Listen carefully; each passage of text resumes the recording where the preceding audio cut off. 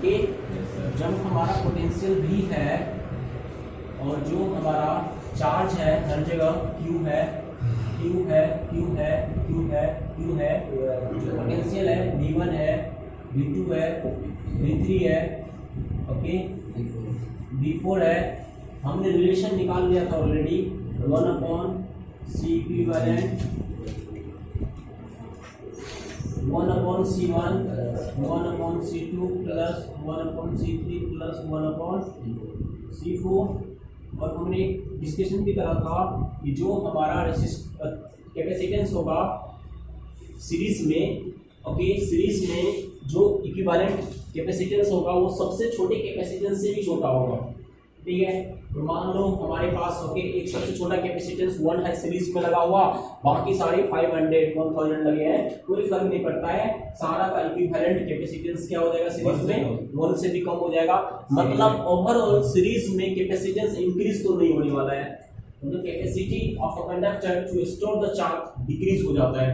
किस चीज में? सीरीज में। सिंपल से जो सबसे इंपॉर्टेंट फंडा ये है क्वेश्चन करने के लिए कि जो हमारा चार्ज होता है हर जगह Q Q Q Q Q Q होगा, ठीक है। जो हमारा कैपेसिटेंस है वो हर जगह अलग अलग है, okay. So that will be C1 C2 C3 C1 C2 C3 C4। जो हमारा वोल्टेज है वो अलग अलग होगा, V1 V2 V3 V4। यहाँ से जो एक इक्वेशन तो ये हमारा तैयार हो गया। दूसरा इक्वेशन ये होता है हमारे पास V = V1 + V2 + V3 + V4, यह यूज करेंगे क्वेश्चन बनाने के लिए। उसके बाद एक और कौन सा टर्म यूज करेंगे, जो Q वो हर जगह Q होगा, ठीक है। और लास्ट एक और कॉन्सेप्ट यहाँ पर निकलेगा कि जो हमारा Q होता है that is equal to CB। यहाँ से अगर हम C1 की बात करें वो हमारा Q/V1 आ जाएगा। तो यहाँ पर अगर हम C1 की रिलेशन लिखेंगे Q/V1 इंडिपेंडेंटली C1 कैलकुलेट कर लेंगे, C2 = Q/V2, C3 = Q/V3, C4 = Q/V4।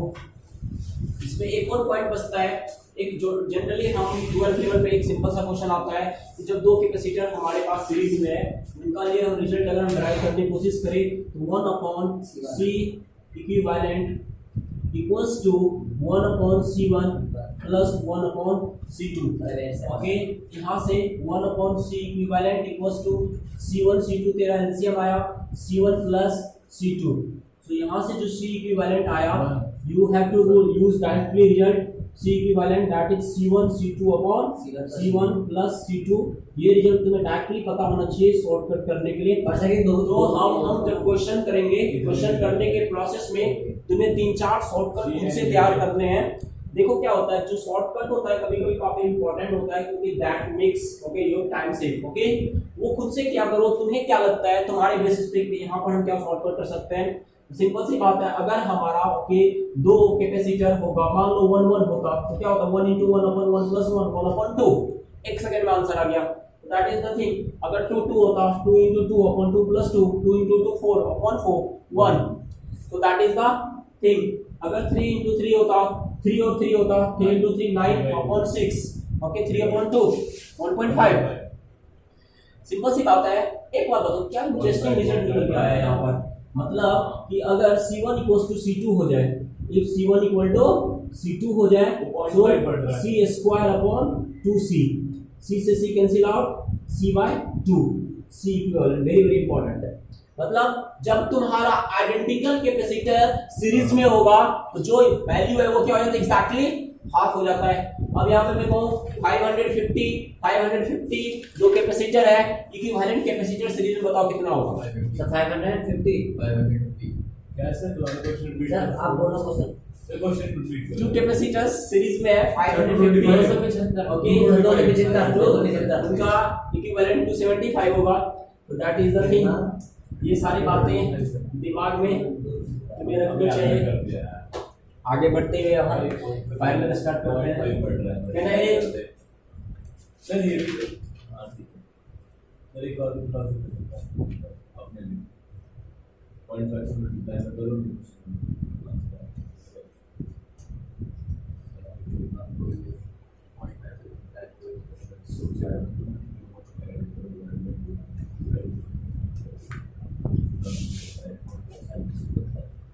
0.2 micro Faraday का Q कैपेसिटर सीरीज में लगा हुआ है, इसका इक्विवेलेंट कैपेसिटेंस क्या होगा? 0.25 माइक्रो फैराडे का कैपेसिटर सीरीज में लगा हुआ है, इनका इक्विवेलेंट कैपेसिटेंस क्या होगा? 0.125 फैराडे। और इस चीज का दो लग रहे हैं, एक लगा सर, एक लगा है, दो लगा है। सीरीज में 2 लगेंगे ना हमेशा। ओके, क्या बताना सर? हो गया बता रहे 25 बटे 50 50 में सर, अरे 25 से 2 बढ़ गए, ये क्या है? अबे ये वाला नॉट नहीं लगा 0.25 into 0.25 0.65 upon 0.25 into 0.25 0.50 65 by 20 है 50 करेंगे तो 0.25 आ जाता है। मैथ का स्टूडेंट है ना भी जाएगा नहीं भाई कर तुम्हारे तो क्या बता रहा है, वो क्या डायरेक्ट है पहले में सिग्नल प्लस सीटी होगा, ऐसा जैसे पढ़ा होता है। Resistance just a full resistance okay, जो हमारा इस पॉइंट से इस पॉइंट पर प्लस अगर है, इस पॉइंट पर अगर माइनस है, तो इस पॉइंट पर से इस पॉइंट पर आने के लिए हमारे पास 3 ऑप्शंस अवेलेबल है। या तो हम इस पाथ से चले आए, मान लो ये C1, ये C2, ये C3, तो दिस इज वन वे, इस तरह से चले आओ डायरेक्टली, फिर यहाँ से चले आओ, फिर यहाँ से चले आओ। किसी भी 2 पॉइंट के बीच पोटेंशियल हमेशा डिफरेंस क्या होगा? सेम होगा। चाहे उस दोनों पॉइंट पर तुम किसी भी रास्ते से आओ, कोई मैटर नहीं करता है। मतलब नहीं समझा? इस पॉइंट से इस पॉइंट के बीच की अगर पोटेंशियल की डिफरेंस की बात करें, potential difference between point 1 and 2 हमेशा क्या होगा? कांस्टेंट होगा। जो भी होगा वो कांस्टेंट होगा। अब यह मैटर नहीं करता है कि इस पॉइंट पर तुम किस रास्ते से आते हो, वो मैटर नहीं करता है। जब यह मैटर नहीं कर रहा है कि इस पॉइंट से इस पॉइंट पर किस रास्ते से आ रहे हो, इसका मतलब इस रास्ते का भी पोटेंशियल डिफरेंस वही है, इस रास्ते का भी पोटेंशियल डिफरेंस वही है, इस रास्ते का भी पोटेंशियल डिफरेंस वही है। जब इन इस सर्किट का भी पोटेंशियल डिफरेंस वही है। सो यहाँ से एक बहुत बड़ा रिजल्ट हम कह सकते हैं कि जो यहाँ पर पोटेंशियल है, दैट इज आल्सो भी, दिस इज आल्सो भी, दिस इज आल्सो भी। जब C1 ओके भी सिंपल सी बात है, जब ये भी है, यहाँ पर C इक्विवेलेंट कैपेसिटेंस रहा होगा, इस सर्किट का इक्विवेलेंट कैपेसिटेंस क्या रहा होगा? C इक्विवेलेंट रहा होगा। तो यहाँ से अगर हम Q की बात कर रहे हैं तो Q का क्या रहा होगा? C equivalent into B। ये Q यहाँ से निकला होगा, ये Q जब यहाँ से निकला होगा तो यहाँ पर आने के बाद इनको 3 सफर में डिवाइड होना पड़ा होगा। तो जब ये डिवाइड हुआ, यहाँ पर Q1 आया, यहाँ पर Q2 आया, यहाँ पर Q3 आया। अब यहाँ पर Q1 कितना आया वो हम कैसे कैलकुलेट करेंगे? C1 into B। Q2 कैसे कैलकुलेट करेंगे? C2 into B। Q3 कैसे कैलकुलेट करोगे? C3 into B। क्लियर है? सिंपल सी बात है।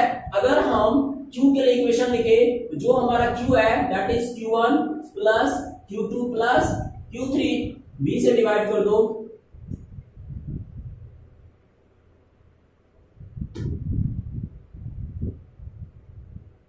Q upon B equals to Q1 upon B plus Q2 upon B plus Q3 upon B।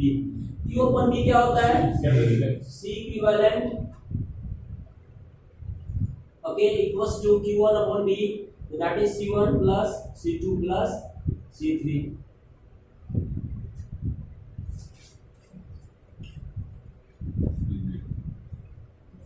सो यहाँ से हमारा पास C इक्विवेलेंट आ गया C1 plus C2 plus C3। हमारा सीरीज में आया था 1/C1 plus 1/C2 plus 1/C3। एक बात बताओ, जब हम सीरीज की बात कर रहे हैं तो सीरीज में हमारे पास 1/C इक्विवेलेंट आ रहा है 1/C1 plus 1/C2 plus 1/C3 plus dot dot dot. अच्छा, हम कह रहे हैं कि सारे के सारे जो कैपेसिटेंस है वो बराबर है सी के, C1 equal to C2 equal to C3 dot dot dot that is equal to C। ये जब सारे के सारे बराबर है सी के, तो यहाँ से रिलेशन निकालता है 1/C equivalent equal to 1/C plus 1/C plus 1/C plus dot dot dot 1/C। Okay, 1/C ये कितने टाइम्स है? n टाइम्स है, n/C। तो यहाँ से C इक्विवेलेंट क्या आ गया? C/n। जहां पर एक हमने केस डिस्कस किया था कि जो तुम्हारा दो कैपेसिटेंस अगर सीरीज में है तो वहां पर क्या हो गया था? हाफ हो गया था। वहां पर क्या हो गया था? इक्विवेलेंट कैपेसिटेंस हाफ हो गया था। अगर हमारा मान लो, okay, this is your combination, okay, इस कॉम्बिनेशन का इक्विवेलेंट कैपेसिटेंस क्या होगा अगर एक कैपेसिटेंस 1 माइक्रोफैराडे है? सिंपल सी बात है, 0.25 माइक्रोफैराडे होगा। कैसे होगा? 1/4। जितने कॉम्बिनेशन है सब अगर आइडेंटिकल है तो क्या करो? C/n। यही क्वेश्चन अगर हमारे पास होता कि ये ऐसे 10 कैपेसिटेंस सीरीज में है, उनका इक्विवेलेंट कैपेसिटेंस क्या होगा? 1/10, 0.1 microfarad. So this is the thing you have to keep. ये सारे शॉर्टकट है जो हम इस्तेमाल करेंगे क्वेश्चन करने में। तो दिस इज द थिंग। अच्छा, ये बात अब इसलिए मैं करा क्योंकि मेरे को ये बात यहाँ पर भी करना है। अच्छा, जब हम ओके पैरेलल की बात कर रहे होते हैं तो मेरे को पता है कि C equivalent equal to C1 plus C2 plus C3 plus dot dot dot Cn। अगर मेरे को पता है कि C1 plus C2 plus C1 equals to C2 equal to C3 equals to dot dot dot Cn equal to अगर C हो जाए, जब इसका मतलब जो सारे के सारे कैपेसिटर है आइडेंटिकल हो जाए, इन दैट सिचुएशन हमारे पास जो रिजल्ट आएगा C इक्विवेलेंट वो क्या हो जाएगा? n टाइम्स C, मतलब n multiple of C।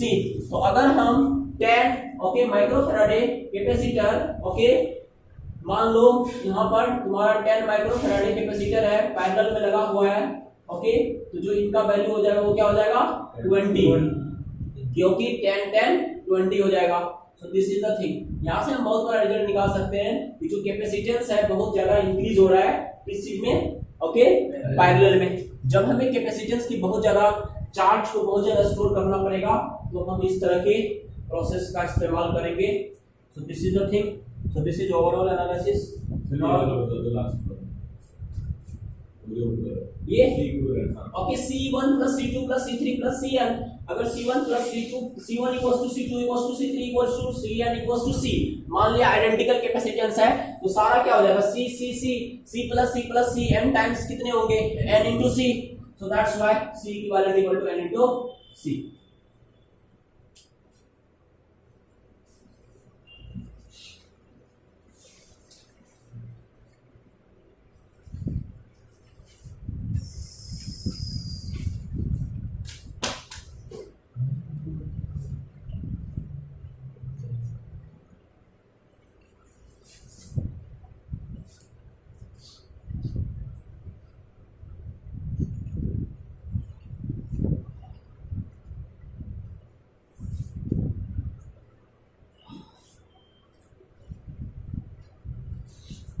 Okay, now we will do some question for calculating equivalent capacitance.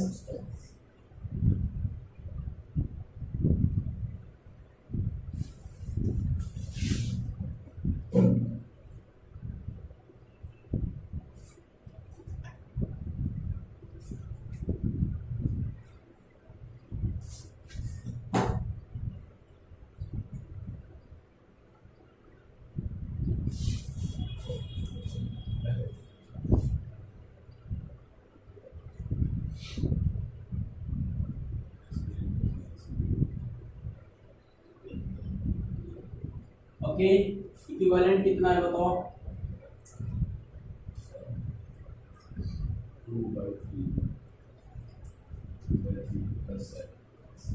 2/3 plus 7. देखिए तो 23/3 ओके, सो ये हमारा क्या है? ओके, पैरेलल में तो इनका दूसरा कॉम्बिनेशन बनाओ, तो this will be like this.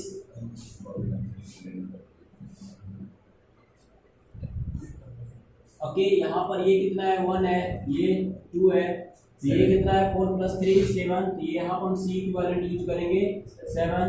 Now you have to calculate C equivalent dash, you know 1/C equivalent dash equals to 1/1 plus 1/2 plus 1/7, take LCM 14, okay 14 + 7 + 2, 14 + 7 21 + 2 23/14, okay, got it? So that is the thing, and from here C equivalent dash equals to 14/23, got it?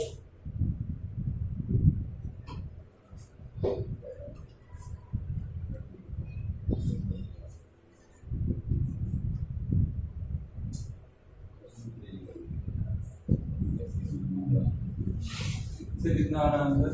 14/23। अरे 23/14 चीज निकल रहा sir.